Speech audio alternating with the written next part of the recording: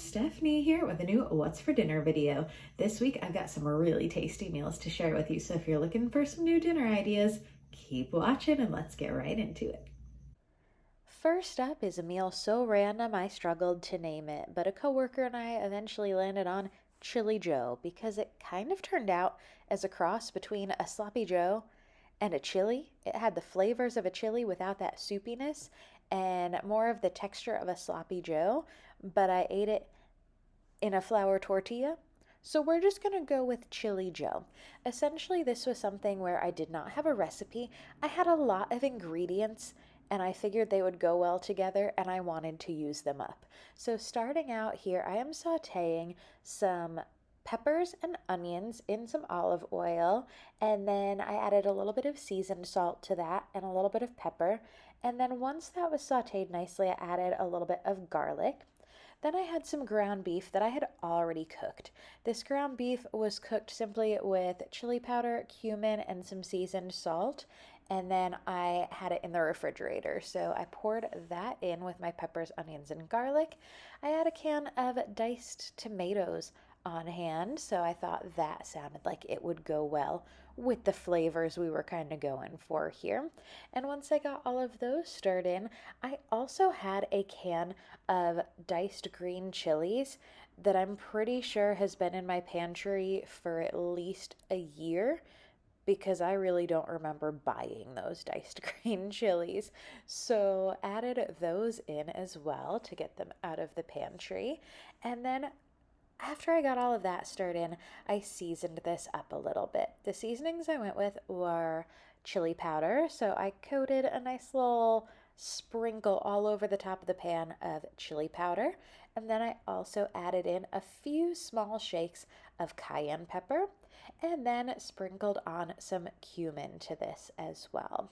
Once I got all of that stirred up, so it did really have that chili-ish taste to it with that flavor profile, I added a little bit of water to it because I did really want those flavors to be able to meld together. So I didn't cook this as long as I would cook a chili, and I didn't add as much liquid, but I did add just a little bit, about half of that can of the green chilies worth of water, and put a lid on it, and I did let it simmer for about 10 to 15 minutes and then pulled the top off and let it continue to simmer with the top off. Once I had tasted it and really liked that flavor profile, I let some of that water evaporate back off of there. Once the water level or liquid level was a little bit further down, I added shredded cheese to the top of this. I used Colby Jack because that is what I had on hand. I had already shredded this up and had it in a bag in my refrigerator, so sprinkled on some of that Colby Jack, but this would also be really good with a pepper jack or a Monterey Jack, any of the Jack type of cheeses, or even a cheddar would it be delicious on this, or a Mexican blend. Really, what cheese could go wrong with these flavors? So I put the lid on and let that cheese melt, and then I knew this wasn't going to be exactly a taco or exactly a quesadilla, but again, I had no clear direction with this. It was me adding things as I saw fit. So I had these carb balanced tortillas that I had gotten from Costco, and I spread out a little bit of guacamole right onto my tortilla. I just warmed it up. I didn't cook it through or anything on the stove top. Just wanted to get a little bit of heat onto it. And then added a nice big scoop of my mixture, which I should have let drain in that spoon for just a second because you'll see some of that liquid really escaped there. And this was a mess, but it was a delicious mess. It was so good. I will probably make this again at some point. I'm glad I took video so I can remember what exactly I did. I added some onions on top and some of this cilantro lime crema everything sauce from Costco. And then I served this with a side salad. The salad was really simple. It was iceberg lettuce, a little bit of guacamole, a little bit of that lime crema, and some cucumbers because at that point in time that was really all I had chopped up, and it was delicious.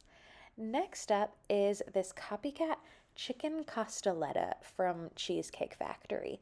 Now, this is something that I have never had from Cheesecake Factory, so I don't know how authentic the taste is, but I can tell you this was delicious. And I am not a big leftover fan, but I did enjoy the leftovers of this particular meal. So even though I've never eaten this at Cheesecake Factory, I got the idea from watching a video from Jen over at Cook, Clean, and Repeat.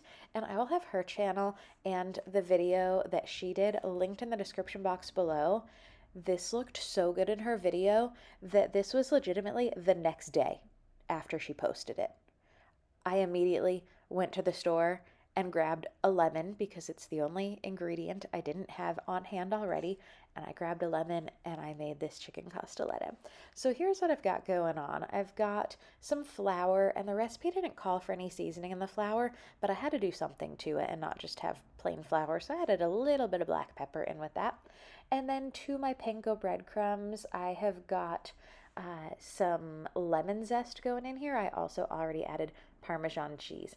I did not measure this all out. I eyeballed this, but there is a recipe that I'll have in the description box.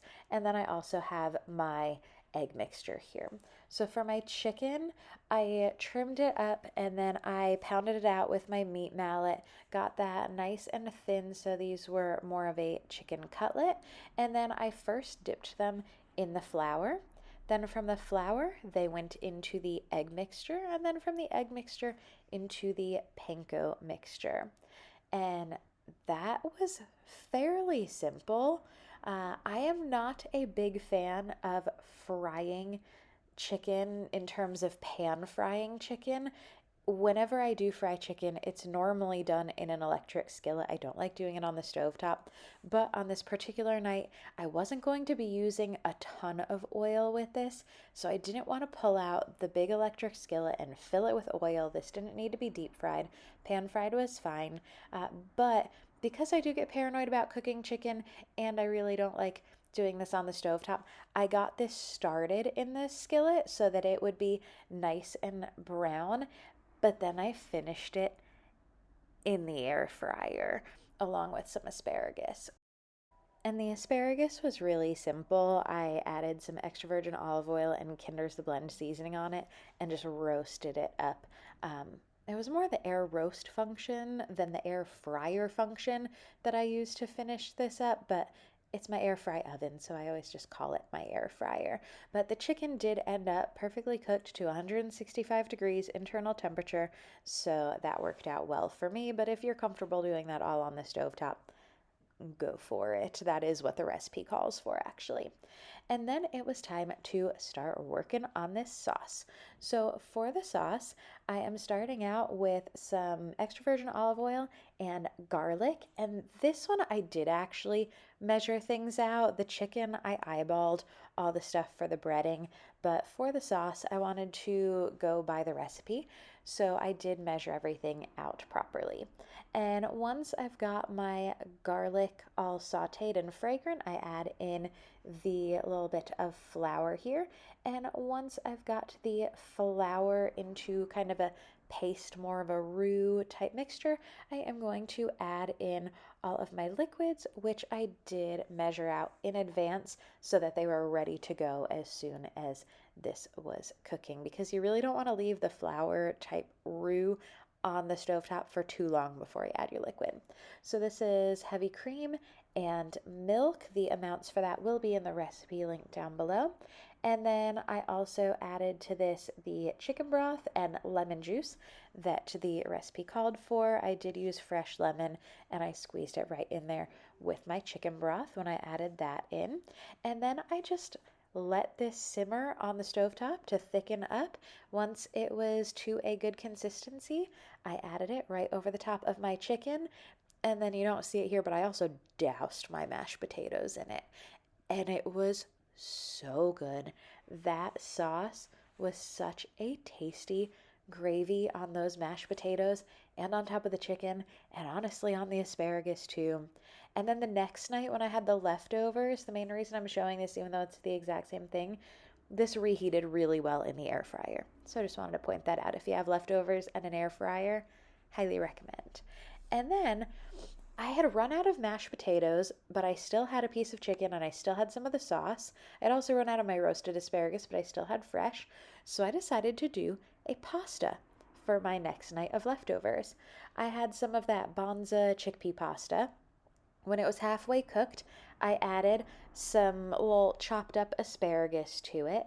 And then after I drained and rinsed it, after saving some of the pasta water to thin out the sauce, I added the leftover sauce from the refrigerator right into this pan, turn it on to a very low heat so that the pasta wouldn't cook too much longer. I did take it out while it was al dente so it could finish cooking in this sauce.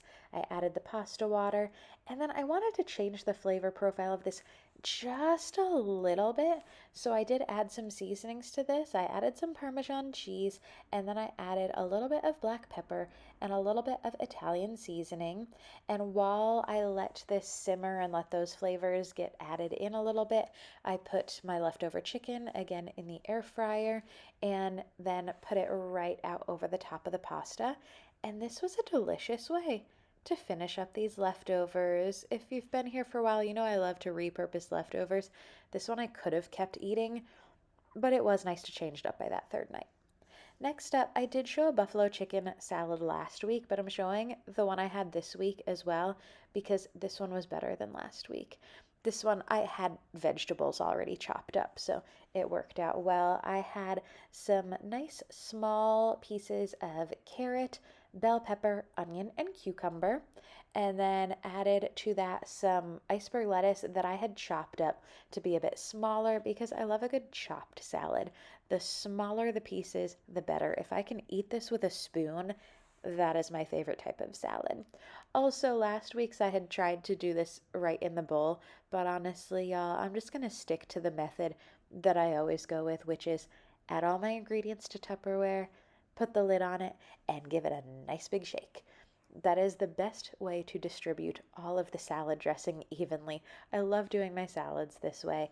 And then onto the top of my salad, I added more of those Just Bare chicken chunks that I tossed in the Buffalo Wild Wings medium wing sauce. I still have more of that to use up, so there will be meals featuring that sauce for the next few weeks while I work through that bottle. It takes a long time to work through a bottle like that when you're on your own. And then I also had cheese this week, and last week I didn't have any cheese already shredded. So I added some of that Colby Jack that I already had shredded up that we saw earlier on in the video with my Chili Joes, and that was very tasty, as was my Taco Bell. I eat Taco Bell on a regular basis. This is my fairly standard order, which is the Cravings box with a bean burrito and a cheesy gordita crunch.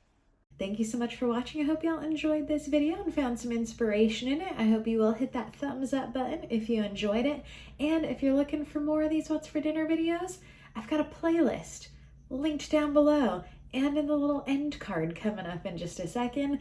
And I've got some low spend week meals coming up next week, so you don't want to miss that. Seriously, hit that subscribe button if you haven't already. Thanks for watching.